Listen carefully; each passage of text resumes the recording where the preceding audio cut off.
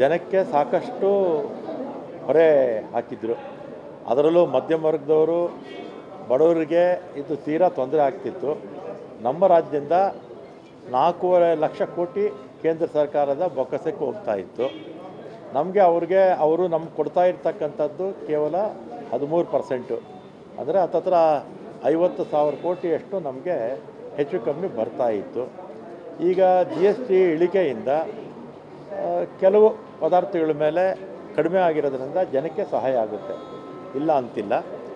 ಆದರೆ ನಮಗೆ ರಾಜ್ಯ ಸರ್ಕಾರಕ್ಕೆ 15 ಕೋಟಿ ನಮಗೆ ಕೊರತೆ ಬೀಳುತ್ತೆ. ಇದರಿಂದ ಎಷ್ಟು 15,000 ಕೋಟಿ ನಮಗೆ ಕಡಿಮೆ ಆಗುತ್ತೆ.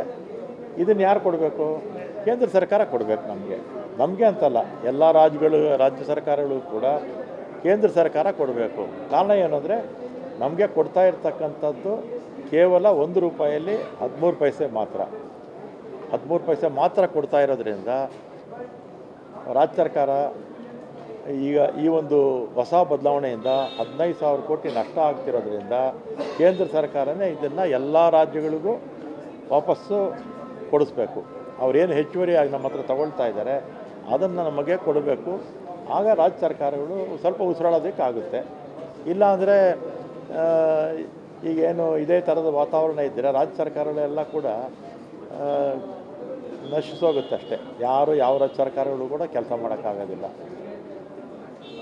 ಬಿಹಾರ ಚುನಾವಣೆ ಬರ್ತಾ ಇದೆ, ಸೊ ಆ ಕಾರಣಕ್ಕೆ ಏನಾದರೂ ಮಾಡಿದ್ದಾರೆ? ಈಗ ಚುನಾವಣೆ ಬಂದಾಗ ಮಾಡಿದ್ದಾರೆ ಅಂತ ಹೇಳಿದ್ರು ಕೂಡ ಜನಕ್ಕಂತೂ ಅನುಕೂಲ ಆಗುತ್ತೆ ಅಲ್ವಾ? ಜನಕ್ಕೆ ಅನುಕೂಲ ಆಗುತ್ತೆ, ಆದರೆ ರಾಜ್ಯ ಸರ್ಕಾರಕ್ಕೆ ನಷ್ಟ ಆಗುತ್ತೆ. ರಾಜ್ಯ ಸರ್ಕಾರ ಇದನ್ನು ಭರಿಸೋರು ಯಾರು? 15,000 ಕೋಟಿ ಅಂದರೆ ಏನು ಸಣ್ಣ ದುಡ್ಡಲ್ಲ ಅಲ್ವಾ?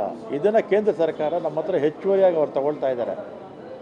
1 ರೂಪಾಯಲ್ಲಿ 87 ಪೈಸೆ ರೂಪಾಯಿ, 1 ರೂಪಾಯಲ್ಲಿ 87 ಪೈಸೆ ಅವ್ರು ತಗೊಂಡು ನಮಗೆ ಕೊಡ್ತಾ ಇರ್ತಕ್ಕಂಥದ್ದು 13 ಪೈಸೆ. ಅದರಿಂದ ಅವ್ರ 87 ಪೈಸೆನಲ್ಲಿ ಕಡಿಮೆ ಮಾಡಿಕೊಂಡು ರಾಜ್ಯ ಸರ್ಕಾರಕ್ಕೆ ವಾಪಸ್ ಕೊಡಲಿ ಅಂತ, ನಮ್ಮ ಸರ್ಕಾರ ಅಂತಲ್ಲ, ಎಲ್ಲ ಸರ್ಕಾರಗಳು ಕೂಡ ಅವರು ವಾಪಸ್ ಕೊಡಬೇಕು.